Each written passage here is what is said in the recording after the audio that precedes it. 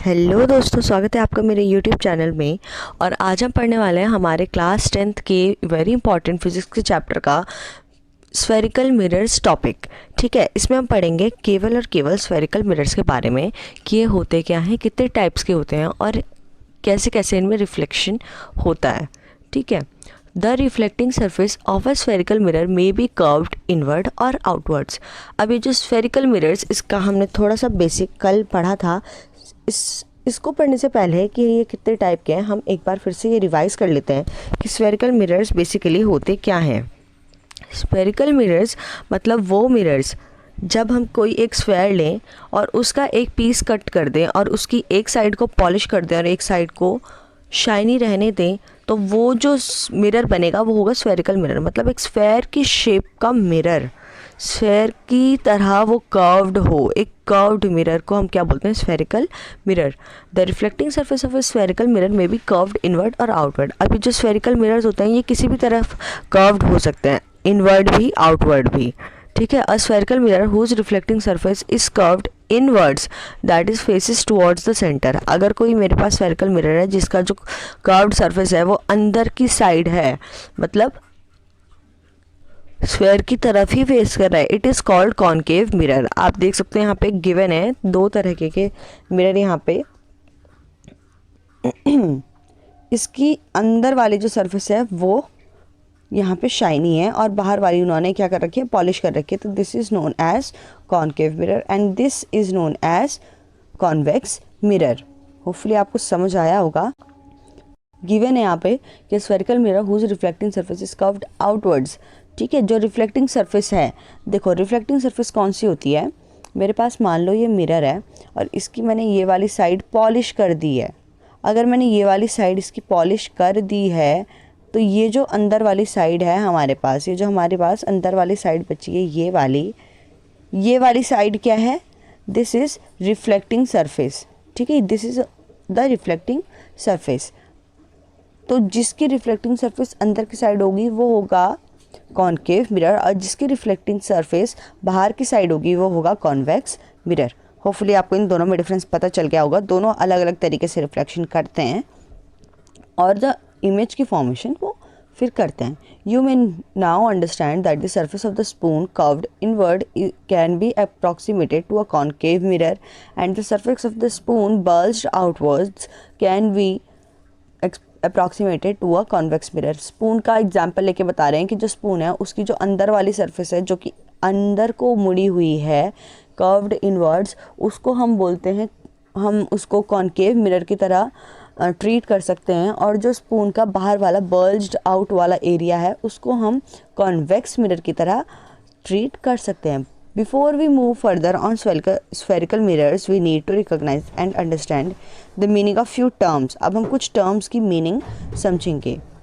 जैसे the center of reflecting surface of a spherical mirror is the point called pole। अब हमारे पास कोई mirror है, कोई रिफ्लेक्टिंग मिरर है, ठीक है, मान लो ये मेरे पास मिरर है, इसका सेंटर पॉइंट यहाँ पे है, तो इस पॉइंट को मैं बोलूँगी पोल। ठीक है, किसी भी मिरर पे सेंटर पॉइंट को बोलते हैं pole. It is represented by P, P से इसको रिप्रेजेंट करते हैं। The reflecting surface of a spherical mirror forms a part of sphere. अब हमें पता है कि मेरे पास कोई एक बहुत बड़ा सा स्फेयर था। ठीक है, मान लो ये मेरे पास एक स्फेयर था। ठीक है, ये स्फेयर था और अगर मैं इसका एक पार्ट को कट कर दूं, एक पार्ट को कट कर दूं, ये पार्ट, ये वाला पार्ट में इसका कट कर दूं यहाँ पे, ठीक है, ये वाला पार्ट में कट कर दूं, तो ये जो बचा है एरिया ये वाला, this will become my one reflecting surface. ठीक है, ये हमारी एक रिफ्लेक्टिंग सरफेस बचेगा, ये क्या बनेगा, हमारा स्फेरिकल मिरर बन जाएगा। होपफुली आपको समझ आया होगा।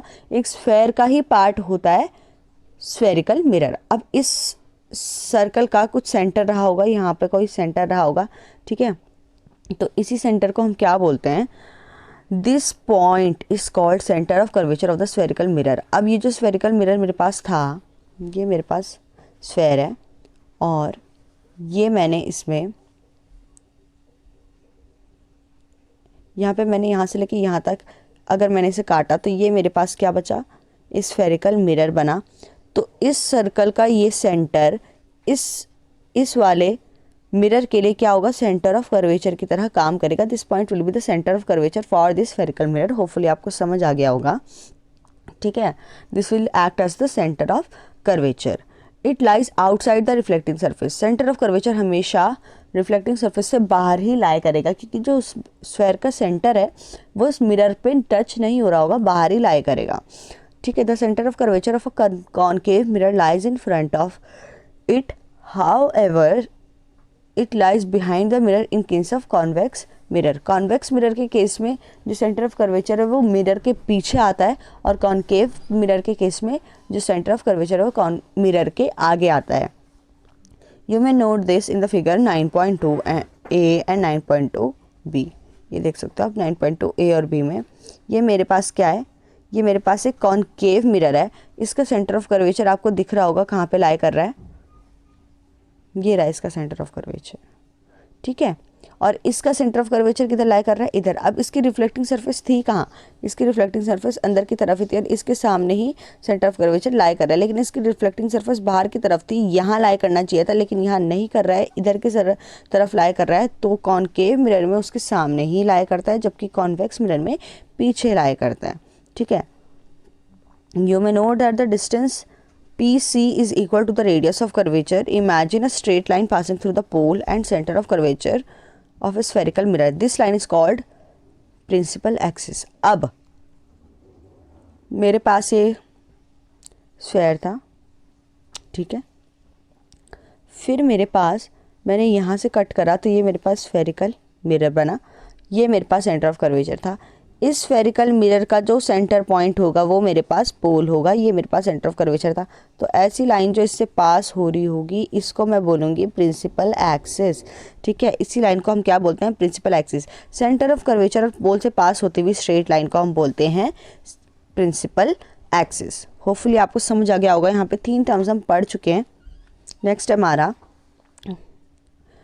यहाँ पर हमें एक एक्टिविटी करने को बोल रहे हैं बहुत छोटी सी, कि हम एक लेंस लेंगे, लेंस को धूप में रखेंगे और नीचे पेपर लेंगे, और लेंस से ऐसे करेंगे, मतलब ऐसे लेंस को एडजस्ट करेंगे कि जो सारी सन रेज जो उस लेंस पे पड़ रही है वो जाके एक ही पॉइंट पे एक्यूमुलेट हो जाए, एक ही पॉइंट पे पड़े, ठीक है। तो इससे क्या होगा, जो वहाँ पे पेपर का जो पार्ट होगा वहाँ पे वो क्या होगा, डैमेज हो जाएगा, ठीक है।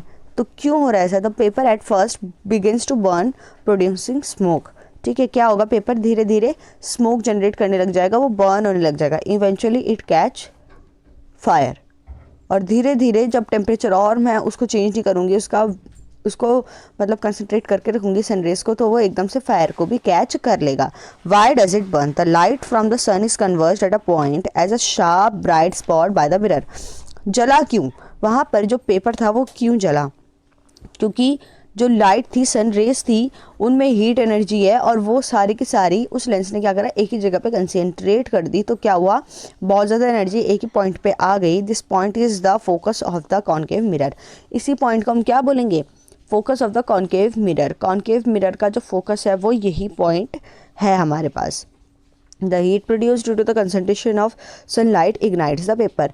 पेपर को जलाया किसने, जो हीट जनरेट हुई, सारी सनलाइट एक ही पॉइंट पे कंसंट्रेट होने की वजह से उसी हीट ने उस पेपर को जला दिया। The distance of the image from the position of the mirror gives the approximate value of the focal length, ठीक है।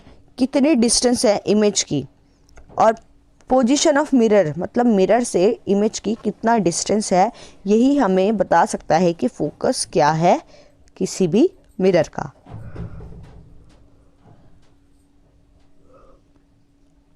Let us try to understand this observation with the help of ray of diagram. देखो ये ray of diagram हमें बना के दिखा रखा है, इसमें हमें कुछ नहीं करना है। नेक्स्ट पैरा में हमें बस ये पढ़ना है कि हमारे पास एक कॉनकेव मिरर है। यहाँ पे आप देख सकते हो ये कॉनकेव मिरर है, इसमें बहुत सारी लाइट रेज आ रही है, यहाँ से इनफाइनाइट से आ रही हैं, ठीक है। ये इनफाइनाइट से रेज आ रही हैं, तो मतलब बहुत दूर से आ रही हैं, सारी पैरेलल टू ईच अदर है, यहाँ पे देख सकते हो आप। और जब ये सारी जब आ रही हैं तो आप देख सकते हो जैसे ये रिफ्लेक्ट हो रही है एक ही पॉइंट पे मिल रही हैं, एक ही पॉइंट पे मिल रही हैं, और वो पॉइंट है कौन सा, that point is known as focus, that point is known as focus.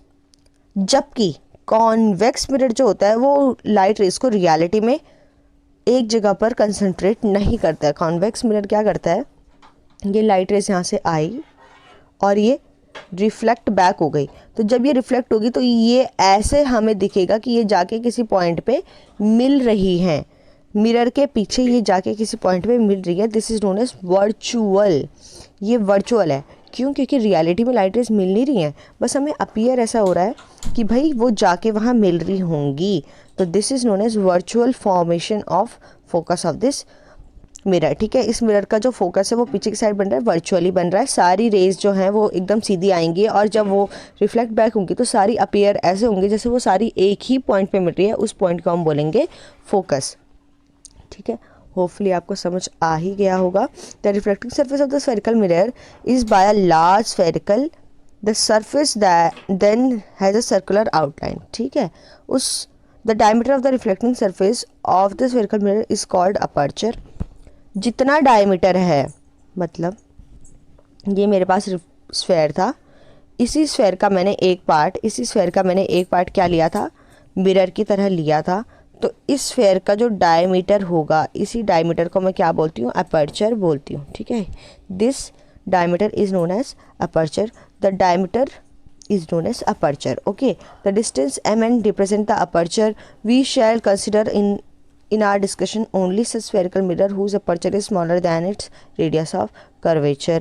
Radius of curvature से छोटा होना चाहिए जो aperture है। It is there a relationship between the radius of curvature and the focal length? क्या focal length और radius of curvature में कोई difference है? Radius of curvature क्या है? ये मेरे पास मिरर है, अगर रेडियस ऑफ कर्वेचर इतना है तो बिल्कुल हाफ होगा हमारा फोकल। ये रेडियस ऑफ कर्वेचर है, ये फोकल लेंथ है। ठीक है, focal length is half of radius of curvature, इसीलिए यहाँ पर r इक्वल टू 2f आपको दे रखा है। यहाँ पर आपको r इक्वल टू 2f दे रखा है। ठीक है, this implies that the principal focus of the spherical mirror lies midway between the pole and the curvature. Pole और कर्वेचर के बीच में, पोल और सेंटर ऑफ कर्वेचर के बीच में बिल्कुल मिड पॉइंट पे आता है हमारा फोकस। होपफुली आपको समझ आ गया होगा। नेक्स्ट हमारा टॉपिक है image formation by spherical mirror. ये हम करेंगे अपने नेक्स्ट वीडियो में, बहुत इंपॉर्टेंट टॉपिक है। We will cover this topic in our next video. तब तक के लिए गुड बाय, टेक केयर। खूब मेरे वीडियो लाइक कीजिए, कमेंट कीजिए, शेयर कीजिए जितना ज़्यादा हो सके, और अगर कोई सजेशंस हो तो वो भी दीजिए। Thank you so much.